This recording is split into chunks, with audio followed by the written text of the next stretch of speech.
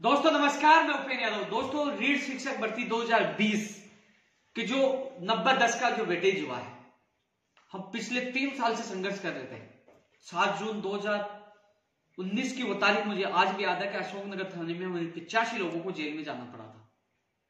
पूर्ववर्ती सरकार में राजेंद्र राठौर यूनुस खान की अध्यक्षता में जो कमेटी बनी थी उसमें भी हमने मजबूती से मांग उठाई थी, लेकिन हमें सफलता नहीं मिली।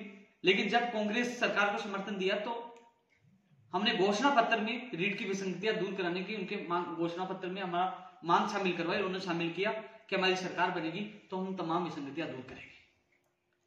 दोस्तों एमए के आधार पर बीएड करने वालों को भी हमने शामिल करवाने की मांग रखी थी, कॉमर्स वालों को भी शामिल करवाने की मांग रखी थी, लेकिन एमए के आधार पर बीएड करने वालों को शामिल नहीं किया गया। जो बड़ा दुखद घटना है, उनको शामिल करना चाहिए। जो वेटेज वाली जो हमने लड़ाई लड़ी थी, क्योंकि स्नातक का 10% होना चाहिए, हालांकि हमने तो 5% के लिए कहा था, लेकिन उन्होंने मना कर दिया था कि 5 नहीं हो सकता। और लगातार आपको वीडियो के माध्यम से, ट्वीट के माध्यम से आप लोगों को अवगत भी करवा दिया था कि हमारी एक ऐतिहासिक जीत है। क्योंकि दोस्तों ये चीजें आप जानना चाहो सत्यता के लिए तो 24 दिसंबर 2019 का जब 7:30 बजे जब मुख्यमंत्री शिक्षा मंत्री से मुलाकात हुई थी, उसके बाद आज 8:05 का उनसे साथ मेरा वीडियो था। उसके बाद मैं घर आके मैंने लाइव के माध्यम से आपको सूचित भी किया था कि रीट में स्नातक का वेटेज कम होगा और राजस्थान का सामान्य ज्ञान भी जोड़ा जाएगा। जब उस समय मैंने माननीय शिक्षा मंत्री जी को पूछा था, शिक्षा मंत्री जी ने कहा था कि जिस फर्स्ट लेवल पर्यावरण है उसमें हम थोड़ा सा सामान्य ज्ञान बढ़ा देंगे, जिससे राजस्थान के अभ्यर्थियों को ज्यादा ज्यादा फायदा हो, उनको ज्यादा ज्यादा ज्ञान हो।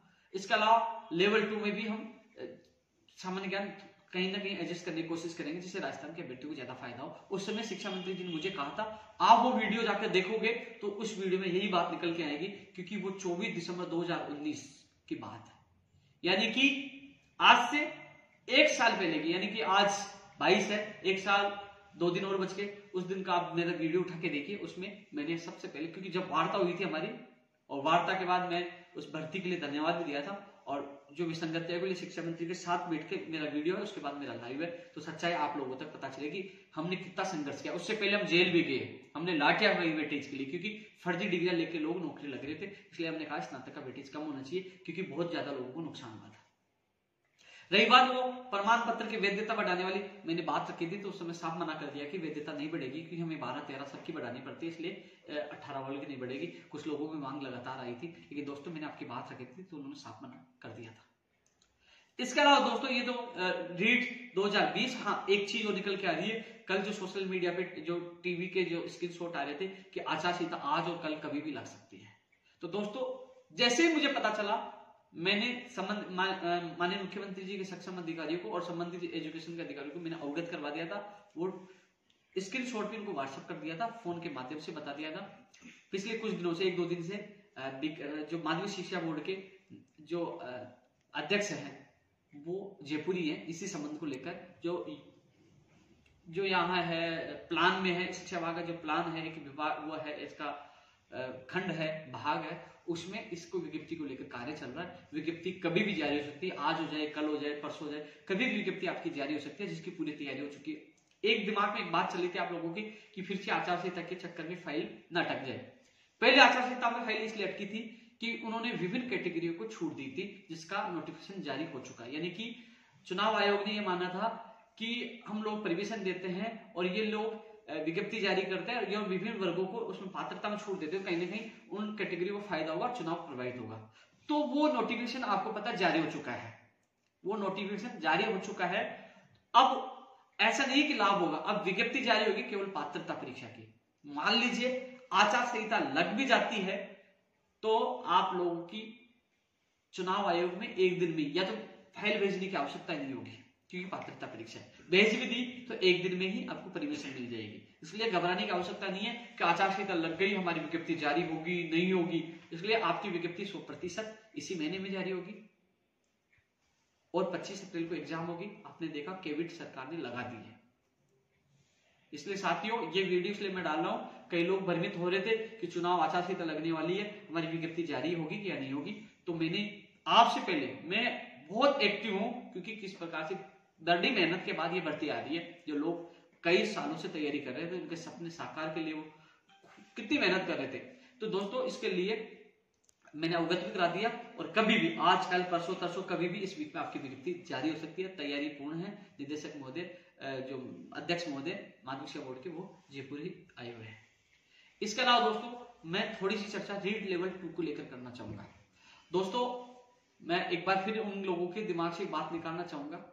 मैंने हमेशा मेरे वीडियो में लाइव में यही बोला, एक और सूची। मैंने कहीं भी वेटिंग का पक्ष नहीं लिया, न रिसफल का पक्ष लिया। लेकिन इतना जरूर है कि जो हाई कोर्ट ने निर्देश दिया था, न्यायालय ने निर्देश दिया था 2810 जो है और लेवल फर्स्ट की जो भी मेंशन पोस्ट है, उसमें एक भी पोस्ट कम करते हैं तो इन अधिकारियों की तानाशाही बर्दाश्त नहीं करेंगे। सबसे पहले इनके खिलाफ बगावत मैं करूंगा, और हो सके जितनी ताकत होगी, हिम्मत नहीं होगी इनकी सीटें काट ली, मैं मेरे बेरोजगार की एक सीट भी कम करने नहीं दूंगा। हाईकोर्ट में जो आदेश दिए, जिन्होंने बताया एफिडेविट 33 सीटें खाली है, उस पर तो सूची जारी होनी चाहिए। और यदि कोई अधिकारी तानाशाही करता है तो खुला चैलेंज है, मैं देखूंगा उनको। लेकिन जो रिसफल और वेटिंग के लिए आप कोर्ट के आदेश से सूची जारी हो रही है, कुछ लोग धमकी भी दे रहे हैं, जा रहे हैं कोर्ट में भी जा रहे हैं। भैया कोर्ट ने यह कह दिया रिसफल निकाल दिया तो मैं रिसफल वालों को विरोध नहीं करूंगा, और कोर्ट ने यह कह दिया वेटिंग निकाल दो तो वेटिंग वालों को विरोध नहीं करूंगा। मैं किसी का भी विरोध नहीं करूंगा, न किसी का पक्ष में आऊंगा। मेरा काम है एक और सूची जारी करवाना। आप कुछ सोचिए यार, दो पक्ष बने हुए, एक का बोलता दूसरा गाली देता है। मेरी गलती यही थी कि अनशन करना, लाठियां खाना, जेल जाना और सीएम से जिद करके आपकी सूची जारी करवा रहा हूं, और उसके बावजूद भी दो पक्ष बन गए। बस उलझा तो बढ़ती को नहीं, बस इसलिए आप समझिए मैं किसका साथ दूं। हाँ ये जरूर है कि यदि पोस्टेड अभ्यर्थियों को नहीं हटाते हैं, और यदि जो रिक्त पद इन्होंने बताया एफिडेविट दिया उन पदों को नहीं भरते हैं, उन पदों में से यदि कम करते हैं तो भाई साहब वो मैं बर्दाश्त नहीं करूंगा। ये आप लोगों से मैं विश्वास दिलाता हूं। उसके खिलाफ आवाज उठाऊंगा, और देख लेंगे अधिकारियों को तानाशाही करते हैं उनको भी देख लेंगे, क्योंकि हाईकोर्ट में उन्होंने एफिडेविट दिया है, पोस्टेड को हटाने का आदेश भी है। लेकिन जो रिसफल और वेटिंग का जो मामला, प्लीज मुझे बीच में मत घसीटो।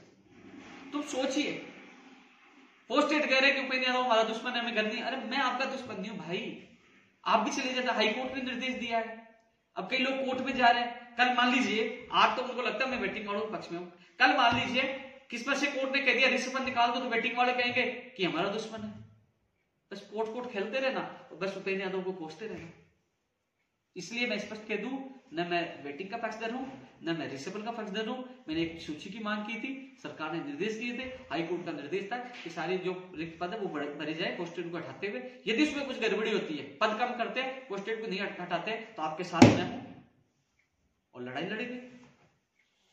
इसके अलावा प्लीज समझने की कोशिश करिए, मैं किसी को रोक नहीं रहा, भूल जा रहे हैं जाइए। अब जो न्यायालय करेगा, न्यायालय कहते रिसफल भी निकाल दे, ये भी कह सकता है कि भैया रिसफल निकाला जाए, तो भैया उनको मानना पड़ेगा हाईकोर्ट का निर्णय। और कोर्ट ये भी कहते कि भैया नहीं, हाईकोर्ट का आदेश की पालना होगी, जो इन्होंने हाईकोर्ट के आदेश की पालना की है, वेटिंग ही निकाली है, तो वो ये निर्णय न्यायालय को करना है।